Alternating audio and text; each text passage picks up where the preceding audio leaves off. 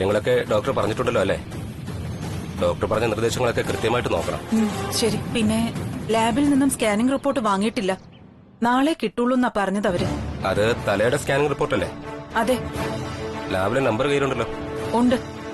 നാളെ ഉച്ചയ്ക്ക് 2 മണിക്ക് ശേഷം ലാബിലേക്ക് വിളിച്ചോളൂ. ആ സമയത്ത് റിസൾട്ട്. ശരി. ആ, പിന്നെ എന്തെങ്കിലും അത്യാവശ്യം ഉണ്ടെങ്കിൽ ഹോസ്പിറ്റലിലേക്ക് വിളിച്ചോളൂ. ശരി.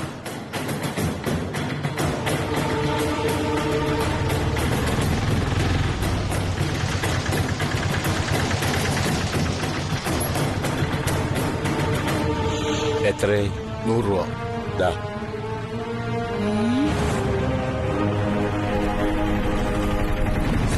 എന്താ?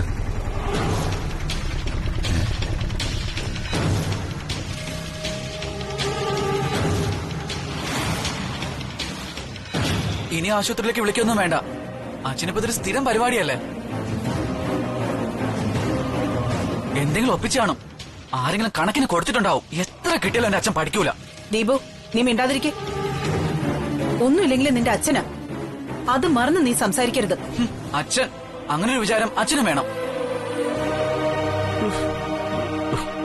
ദേ ദീപു, ഇനി ഒരു അക്ഷരം മിണ്ടി പോവരുത്. മേടിക്കും നീ. ദാ ചേട്ടാ, വെള്ളം കുടിക്കും. എന്ത് പറ്റിയടി ആംബുലൻസ് ഒക്കെ? ത്രിവിക്രമൻ ചേട്ടൻ എന്തോ അപകടം പറ്റി കൊണ്ടുവന്നതാ. ത്രിവിക്രമൻ?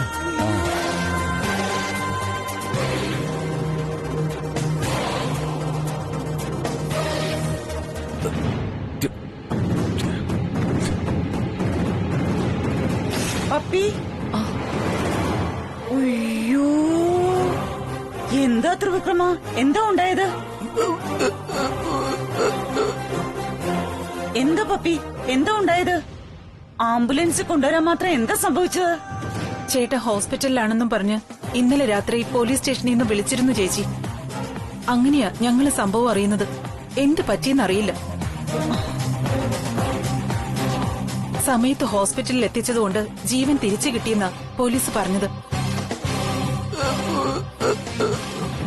ആക്സിഡന്റ് ആണോ അതോ ആരെങ്കിലും എന്തെങ്കിലും ചെയ്തതാണോ ഒന്നും അറിയില്ല. 1-2 ദിവസത്തേക്ക് ഒന്നും സംസാരിക്കാൻ കഴിയില്ലെന്നാ ഡോക്ടർ പറഞ്ഞു. എന്തെങ്കിലും സംസാരിക്കാൻ കഴിഞ്ഞാലല്ലേ നടന്നതെന്താണെന്ന് അറിയാൻ പറ്റൂ. സംസാരിക്കാൻ തുടങ്ങുമ്പോ പോലീസ് മൊഴിയെടുക്കാൻ വരാന്നും പറഞ്ഞു. എന്താ പത്മിനി ഒരു വാക്ക് ഞങ്ങളോട് പറയാതിരുന്നത്? ഞങ്ങളും വന്നല്ലോ ആശുപത്രിയിലേക്ക്. അവിടെ ശ്രീലക്ഷ്മിക്ക് വയ്യാതിരിക്കല്ലേ, ബുദ്ധിമുട്ടിക്കണ്ടെന്ന് കരുതി. കൊള്ളാം.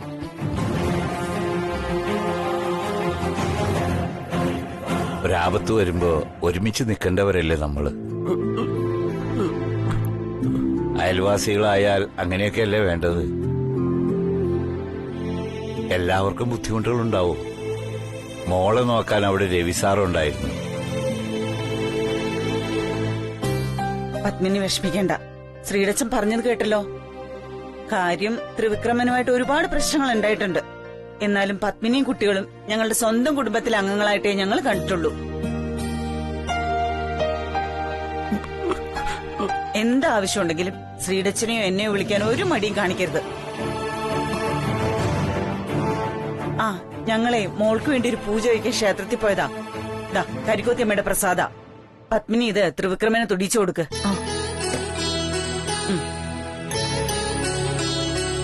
വയ്യായികയൊക്കെ വേഗം മാറും.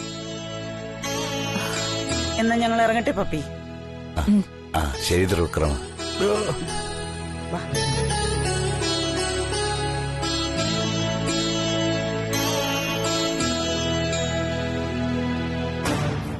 തൊട്ടുകൊടുക്കാൻ ഈ പ്രസാദം. എന്തുമാത്രം അച്ഛൻ അവരെ ഉപദ്രവിച്ചതാ. എന്നിട്ടും അച്ഛനൊരു വയ്യാഴിക വന്നപ്പോ കണ്ടോ അവരുടെ സ്നേഹം.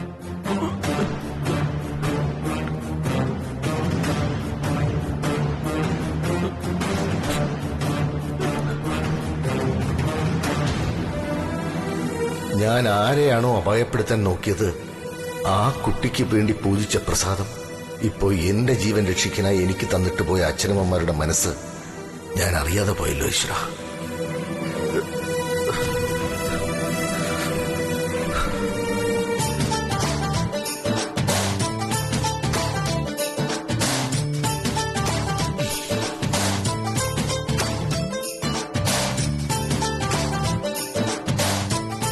എന്താ സാർ ഇങ്ങനെ നോക്കുന്നേ? അതൊരു കള്ളനോട്ടം. കള്ളനോട്ടോ? സ്നേഹം കൊണ്ടുള്ള നോട്ടമല്ലേ? തന്റെ കണ്ണിലേക്ക് ഇങ്ങനെ നോക്കി നിൽക്കുമ്പോ ഈ ലോകം മുഴുവൻ ഞാൻ മറന്നു. പക്ഷേ ഇപ്പൊ ഒരുപാട് സമയം ഇങ്ങനെ നോക്കിയെന്ന് ഈ ലോകം മുഴുവൻ എനിക്ക് മറക്കാൻ പറ്റില്ല. അതെന്താ? അതെന്താന്ന് വെച്ചാൽ ഇപ്പൊ എന്റെ ശ്രീലക്ഷ്മിക്ക് ടാബ്ലറ്റും ടോണിക്കും കഴിക്കേണ്ട സമയമായി. സാർ അതൊക്കെ ഞാൻ കുറച്ചു കഴിഞ്ഞ് കഴിച്ചോളാം. ഇപ്പൊ സാർ പോവാൻ റെഡിയാവുമല്ലേ? അതെ, പോകാൻ റെഡിയാകുകയാണ്. അപ്പൊ സാറ് നല്ല സ്റ്റൈലായിട്ട് വേണം പോവാൻ. നമുക്ക് ഈ ഹെയർ സ്റ്റൈലൊക്കെ ഒന്ന് മാറ്റി മീശയൊക്കെ ഒന്ന് ട്രിം ചെയ്ത് സാറിന് കുറച്ചുകൂടി ചെറുപ്പാക്കിയാലോ? അത് കൊള്ളാം, നന്നായിരിക്കും. പക്ഷേ വീണ്ടും ചെറുപ്പമായ ഒരു ചെറിയ പ്രശ്നമുണ്ട്. അതെന്ത് പ്രശ്നം? പ്രശ്നമുണ്ട്. എന്ത് പ്രശ്നാ പറയ് സാർ. അതെ, ഇനിയും ഞാൻ ചെറുപ്പമായാലേ വല്ല സുന്ദരി കുട്ടികളും വന്ന് എന്നെ കൊത്തിക്കൊണ്ടുപോയാലോ? ആ, അങ്ങനെ ആരെങ്കിലും കൊത്തിക്കൊണ്ടുപോകാൻ നോക്കിയാലേ ഞാൻ അവരെ ഇടിച്ച് സൂപ്പാക്കും.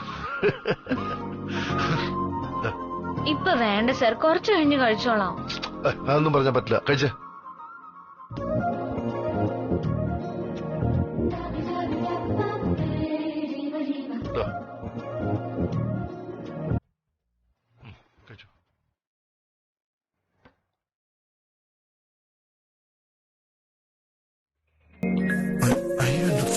തന്റെ ഫോൺ എന്ത്?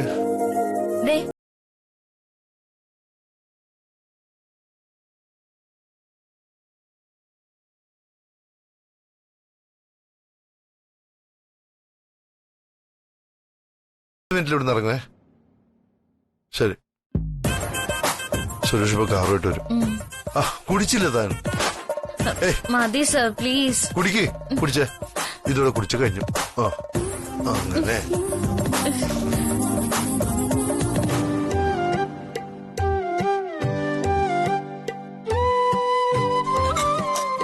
കണ്ടില്ലേ സരോജം, ഇത്രയൊക്കെയുള്ളൂ മനുഷ്യന്റെ കാര്യം. ജീവിച്ചിരിക്കുന്ന സമയം നല്ലത് മാത്രം ചെയ്ത് ജീവിക്കുക. അങ്ങനെ നല്ലത് മാത്രം ചെയ്ത് ജീവിച്ചാൽ ഇങ്ങനെ ആപത്തുകളൊന്നും വരില്ല.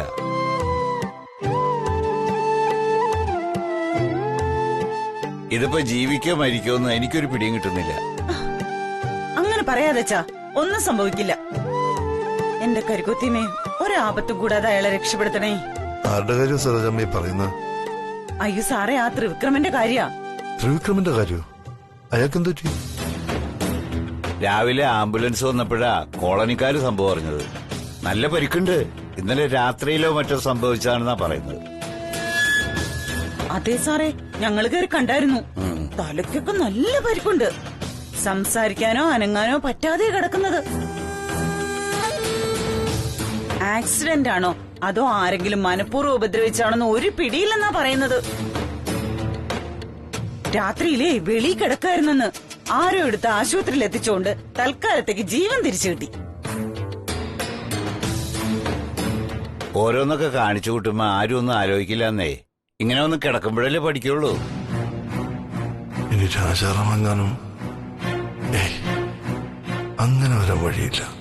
രാജാറാം എന്നോടൊന്നും പറഞ്ഞിട്ടില്ലല്ലോ. രാജാറാമാവില്ല. അല്ല, സാറ് പോകാൻ ഇറങ്ങുവാണോ? അതെ സരോജമ്മേ, ആദ്യം ഹോസ്പിറ്റൽ വരെ ഒന്ന് പോണം. ശ്രീലക്ഷ്മിയുടെ CT സ്കാനിന്റെ റിപ്പോർട്ട് ഇന്ന് കിട്ടും. എല്ലാം നോർമൽ ആയിരിക്കും. എന്നാലും സ്കാൻ റിപ്പോർട്ടായിട്ട് ഡോക്ടറെ ഒന്ന് കാണണം. അതിനുശേഷം ഓഫീസ് വരെ ഒന്ന് പോണം. ചില പ്രധാനപ്പെട്ട ഡോക്യുമെന്റ് സൈൻ ചെയ്യാനുണ്ട്. അയ്യോ, എങ്കിൽ സാറ് ഓഫീസിലേക്ക് പോയിക്കോ. സ്കാനിംഗ് റിപ്പോർട്ട് ഞാൻ വാങ്ങിച്ചോളാം. അത് സാരമല്ല ശ്രീലക്ഷ്മിയുടെ അച്ഛൻ. ഓഫീസിൽ നിന്ന് ഹോസ്പിറ്റലിലേക്ക് ഒരുപാട് ദൂരമൊന്നുമില്ലല്ലോ. പിന്നെ ശ്രീലക്ഷ്മി രാവിലെ കഴിക്കാനുള്ള ടാബ്ലറ്റും ടോണിക്കും ഞാൻ കൊടുത്തിട്ടുണ്ട്. ഉച്ചക്കത്തേക്കുള്ളത് ടേബിളിൽ തന്നെ ഞാൻ വെച്ചിട്ടുണ്ട്. സാർ അതൊന്നും ഓർത്ത് ടെൻഷൻ അടിക്കണ്ട. സമയത്ത് തന്നെ ഞാൻ അതെല്ലാം എടുത്തു കൊടുത്തോളാം. ഓക്കെ, എങ്കിൽ പിന്നെ ഞാൻ ഇറങ്ങട്ടെ. എങ്കിൽ ഇപ്പൊ റെസ്റ്റ് എടുത്തോ, വൈകിട്ടാണ്.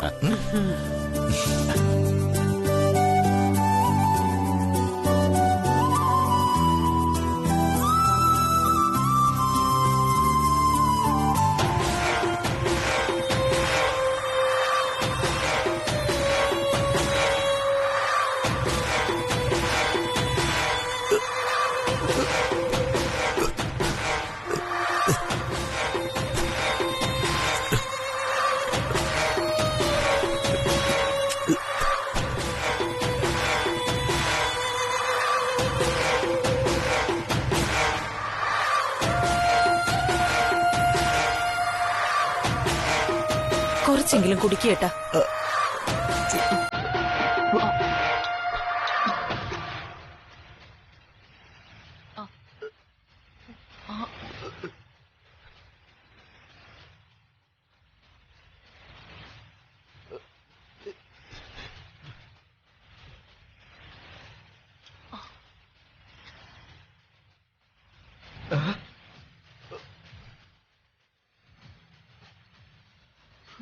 രവി സാറോ? ഇങ്ങോട്ടിരിക്കാ സാർ.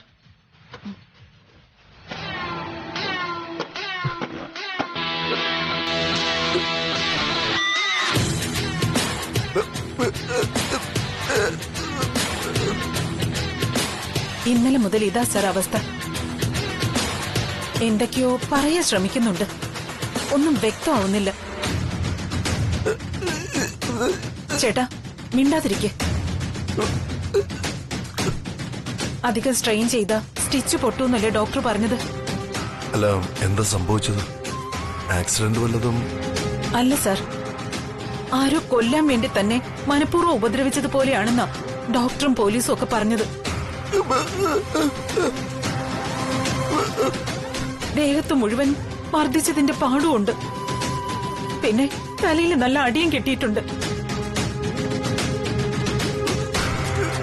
ഇത് ചെയ്തത് ആരായാലും അവരെ കണ്ടുപിടിക്കാൻ സാറ് ഞങ്ങളെ സഹായിക്കണം. സാറിന് പോലീസിലൊക്കെ ബന്ധങ്ങളുള്ളതല്ലേ? അവരെ കണ്ടുപിടിച്ച് ശിക്ഷ വാങ്ങിക്കൊടുക്കാനൊന്നുമല്ല. എന്തിനാ ഇങ്ങനെ ചെയ്തെന്ന് ചോദിക്കാന്. ഇദ്ദേഹത്തെ മാത്രം ആശ്രയിച്ച് ജീവിക്കുന്ന ഒരു കുടുംബത്തിനെ വഴിയാധാരാക്കിയത് എന്തിനാണെന്ന് അറിയാന്. സാറിനോടടക്കം പലരോടും ചേട്ടൻ ഒരുപാട് തെറ്റുകൾ ചെയ്തിട്ടുണ്ട്. ഞങ്ങളെ രണ്ടെണ്ണത്തിന്റെയും വയറ് കായാതെ, ആരുടെയും മുന്നിൽ പോയി കൈ നീട്ടേണ്ട അവസ്ഥ ഉണ്ടാക്കാതെ ഇന്നലെ വരെ സന്തോഷമായിട്ടും സുഖമായിട്ടും സുരക്ഷിതമായിട്ടും ജീവിച്ചത് ഈ ഒരു മനുഷ്യന്റെ കാരുണ്യം ഒന്നുകൊണ്ട് മാത്രം. പ്രായപൂർത്തിയായ എന്റെ മോളുടെ കൈക്ക് ഒരാളും കയറി പിടിക്കാത്തത് വീട്ടിൽ ചോദിക്കാനും പറയാനും ഒരാണൊരുത്തൻ ഉണ്ടായിരുന്നതുകൊണ്ട് ഞങ്ങളുടെ ആ പ്രതീക്ഷയ ഒരു രാത്രി കൊണ്ട് തകർന്നത്. ഇനി അങ്ങോട്ട് എന്താ ഏതാന്ന് എനിക്ക് ഒരു ഊഹവും ഇല്ല സർ. ഇത് ചെയ്തത് ആരായാലും കത്തിവെച്ചത് ഞങ്ങളുടെ കഴുത്തില.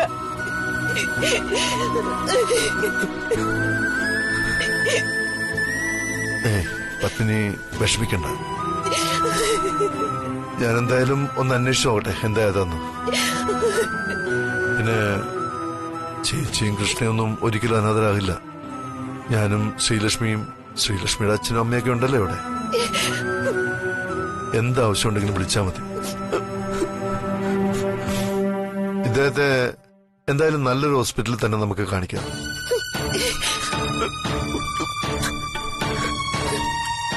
കണ്ടില്ലേ സർ, ഇടയ്ക്കിടയ്ക്ക് പെയ്ത അവസ്ഥ.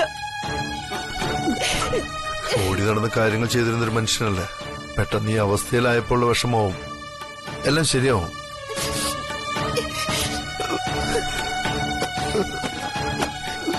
ഒന്നുകൊണ്ടും പേടിക്കണ്ട.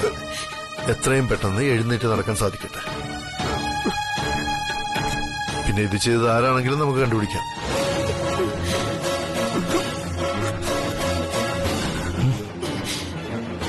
സാറിനോട് എന്തോ പറയാനുണ്ട് ചേട്ടന്. ആദ്യം അസുഖം ഭേദമാകട്ടെ, അതുവരെ സ്ട്രെയിൻ ചെയ്യണ്ട. എന്നാ ഞാൻ ഇറങ്ങട്ടെ. എന്തെങ്കിലും ആവശ്യമുണ്ടെങ്കിൽ വിളിച്ചാൽ മതി.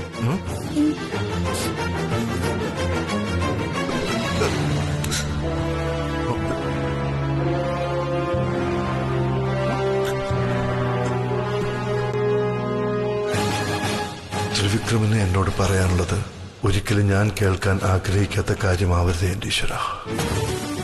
ഈ കുടുംബത്തിന്റെ കണ്ണീരിന് ഞാനൊരു കാരണമാവരുത്.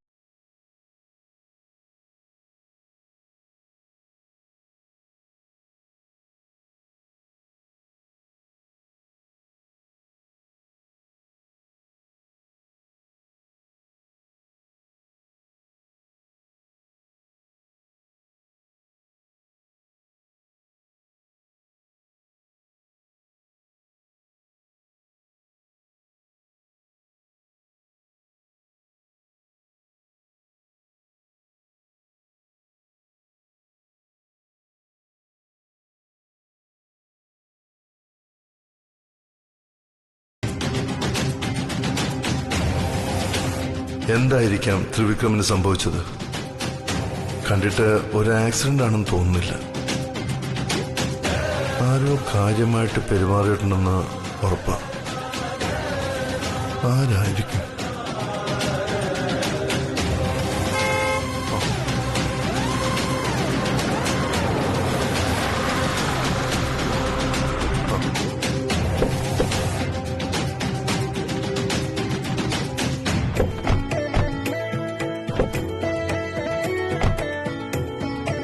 അമ്മ,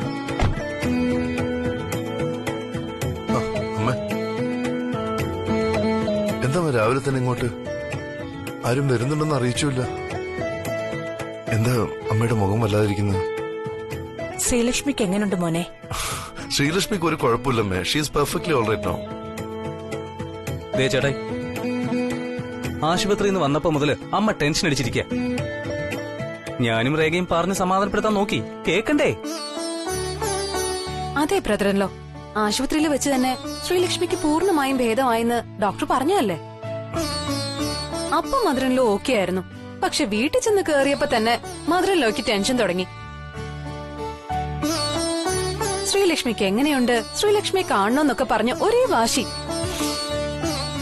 പിന്നെ ഒരു വിധത്തില് രാവിലെ ശ്രീലക്ഷ്മിയെ കാണാൻ പോവാന്ന് പറഞ്ഞ് സമാധാനപ്പെടുത്തി കൊണ്ടുവന്നതാ. അല്ലെങ്കിൽ ഇന്നലെ രാത്രി തന്നെ വരേണ്ടി വന്നേനെ. ചേട്ടായി, അമ്മയ്ക്ക് മരുമോളോടുള്ള സ്നേഹം കണ്ടില്ലേ? അമ്മേ, അമ്മ വിഷമിക്കുന്ന പോലെ ഒന്നുമില്ല. ഹോസ്പിറ്റലിൽ വെച്ച് ഡോക്ടർ പറഞ്ഞെന്താ, ശ്രീലക്ഷ്മി വളരെ നോർമലാണ്. കുറച്ചു ദിവസം ചെറിയൊരു ഡയറ്റും കുറച്ച് വിശ്രമവും വേണം. മെഡിസിനും കണ്ടിന്യൂ ചെയ്യണം. അല്ലാതെ ഒരു പ്രശ്നമില്ല.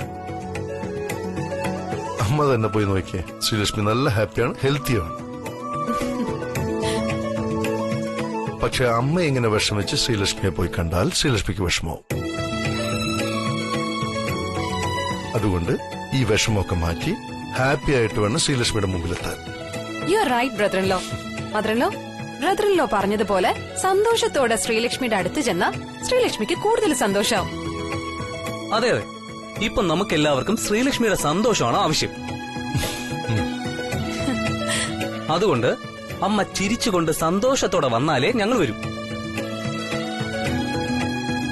അല്ലെങ്കിൽ ഞങ്ങൾ അമ്മ ഇവിടെ വിട്ടിട്ട് ഈ കാറിന് എന്നെ തിരിച്ചു വീട്ടിലേക്ക് പോകും. എങ്കിൽ എനിക്ക് സമാധാനമായി. എനിക്കെന്റെ മോളോട് കുറെ നേരം ഒറ്റയ്ക്കിരുന്ന് സമാധാനത്തോടെ സംസാരിക്കാമല്ലോ. മദറിൻലോ,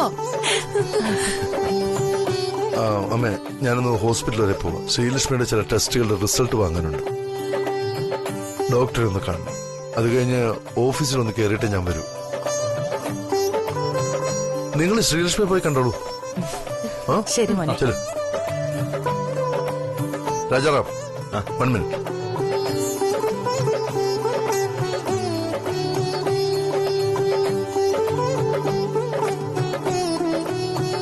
രാജാറാം, എനിക്ക് തന്നോട് ചില കാര്യങ്ങൾ ചോദിച്ചറിയാനുണ്ട്. ആഹാ, അത് നല്ല കാര്യമല്ലേ. അറിവില്ലാത്ത കാര്യങ്ങൾ അറിവുള്ളവരോട് ചോദിച്ചു മനസ്സിലാക്കുന്നത് ഒരു തെറ്റുമില്ല. ചോദിച്ചു, ഓരോന്നോരോന്നായിട്ട് ചോദിച്ചു.